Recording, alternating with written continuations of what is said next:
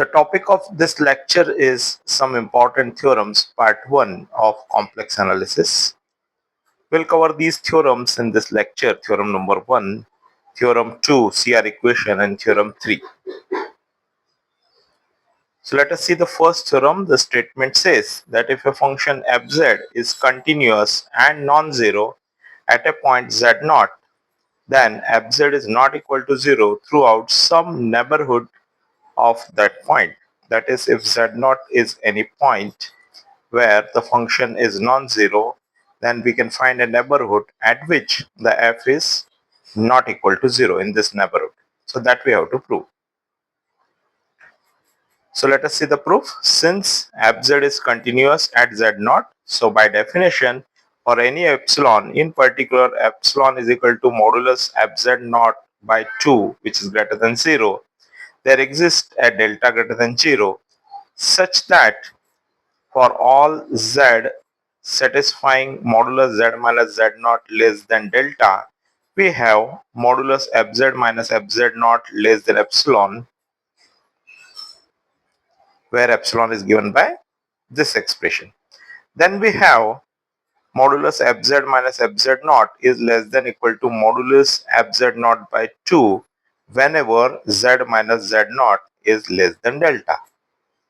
Now, so if there is any point z in this neighborhood z minus z0 less than delta at which fz is equal to 0, we get the contradiction, this we obtain from here.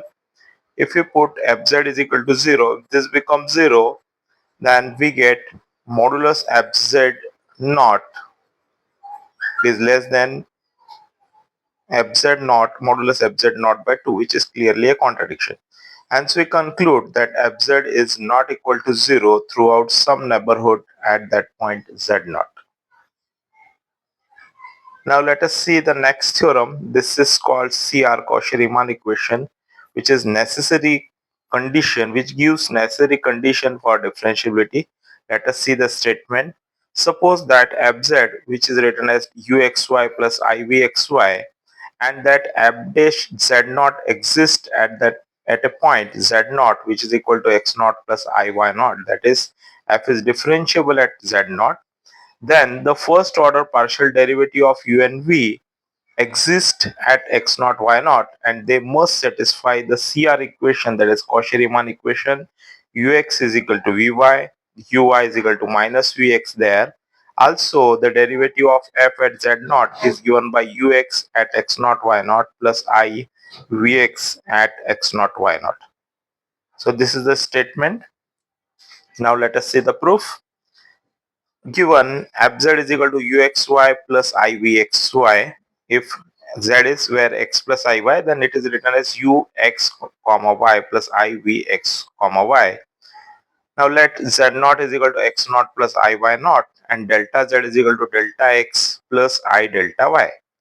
Then this expression z naught plus delta z becomes x naught plus delta x plus I times y naught plus delta y, and the expression f z naught plus delta z minus f z naught becomes u x naught plus delta x comma y naught plus delta y plus I times v x naught plus delta x comma y naught plus delta y minus u x naught y naught plus I v x naught y naught.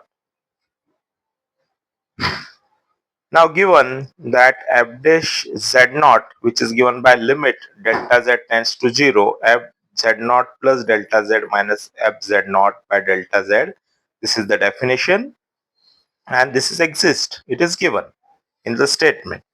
Then when we put this in the form f dash z0, and this expression we write in this form, that is limit delta z tends to 0, u x naught plus delta x comma y naught plus delta y plus I v x naught plus delta x comma y naught plus delta y minus, this is written as this, u x naught y naught plus I v x naught y naught divided by delta x plus I delta y. We write this expression in this format first, and then let delta z, which is delta x comma delta y, tends to 0 0 through delta y is equal to 0 if delta z approaches to 0 0 through this path where delta y is equal to 0. Then delta z tends to 0 implies as delta x tends to 0. And we get from this expression, we get by putting delta y is equal to 0, f dash z naught is equal to limit delta x tends to 0, and we get this expression plus I times v x naught plus delta x comma y naught minus v x naught y naught. And this is nothing but taking the first two together with delta x. This gives the partial derivative of u with respect to x at x naught y naught, and last two with delta x gives the partial derivative of v with respect to x at x naught y naught. So this is the expression for f dash z naught in this case. Now let delta z which is equal to delta x delta y tends to 0 0 through delta x is equal to 0. Then delta z tends to 0 implies delta y tends to 0, and expression in this expression we put now delta x is equal to 0, and we get this expression u x naught y naught plus delta y minus u x naught y naught plus I times expression with v divided by I delta y. And because of this first two, with this we get 1 upon I, which is derivative of u, partial derivative of u with respect to y at x naught y naught. And because of this 2 with this expression, we get partial derivative of v with respect to y at x naught y naught. This is because of the definition of partial derivatives. And when we simplify this, we get the first expression is this and second expression is this. Now here you note that this is the real part and this is the imaginary part. Similarly, here the real part is this one and imaginary part is this one. So comparing now this first and second part by 1 and 2, comparing real and imaginary part, we get ux at x naught y naught is equal to vy at x naught y naught, and uy at x naught y naught is equal to minus vx at x naught y naught. So by this way this theorem is proved, and in equation 1 we have already seen that f dash z naught can be written as ux x naught y naught plus I vx x naught comma y naught. So this is also true. So from 1 we get f dash z naught is ux x naught y naught, that is partial derivative of u with respect to x at x naught y naught plus I times partial derivative of v with respect to x at x naught y naught. So this completes the proof of this theorem. Now let us see the next theorem. The statement says that if f dash z is equal to 0 everywhere in a domain D, then fz must be constant throughout D. So in some D, in some domain D, if f dash z is equal to 0, that is derivative of f is 0 in that domain, then fz should be a constant that we have to prove. So let us suppose that fz is equal to uxy plus ivxy. Now given f dash z is equal to 0, this implies ux plus ivx is equal to 0. This we have seen in the last slide that f dash 0 is given by this expression. So now also the CR equations are satisfied. So ux is equal to vy and uy is equal to minus vx. These are satisfied. So from this one we get, by putting these values, vy minus iuy is equal to 0.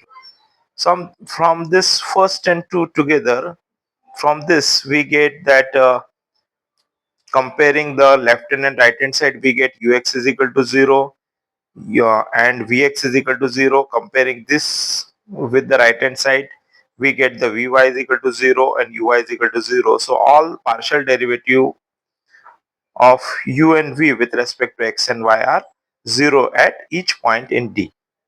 Now examine this figure accordingly. Now we shall show that uxy is constant along any line segment L joining two points P and P dash and lying entirely in D. So this is P and this is P dash, this is P and this is P dash, and we take any line segment L over here. So let us say let S denotes distance along L from point P, and let U cap be unit vector along L in the direction of increasing S. So we are taking this two, we are supposing this two, then by calculus directional derivative del u by del s can be written as del u by del s is equal to gradient of u into u cap. Now gradient of u, which is given by uxi plus uyj, this implies gradient of u is equal to 0. Why this is so? Because these two values are 0. We have seen over here. That is, delta u is a 0 vector at all points on the line segment L. This implies del u by del s is equal to 0. From this expression, del u by del s is equal to 0 along L. This implies u is constant on L. So this is the first thing we have shown. Now let us see the next. Let PQ be any two points in the domain D. Then we can join P and Q. These two can be joined by a finite number of line segments joining end to end lying in D. So this will imply that value of U at P and Q must be same, say A, because from P to Q, if we take different line segments, but at on these line segments it is having the same value. So at P, whatever value it takes, it will take the same value at Q. So uxy will take the same value. So let us say uxy is equal to 0, a uxy is equal to A, which is a constant. Similarly, we can show that vxy is equal to a constant, that is b, let us say. From this two, we obtained that fz, which is uxy plus ibxy, this will be a plus ib, which is a constant at each point in D. So by this way, the theorem is proved. Thank you very much. You can find the link of this PPT in description box. Thank you.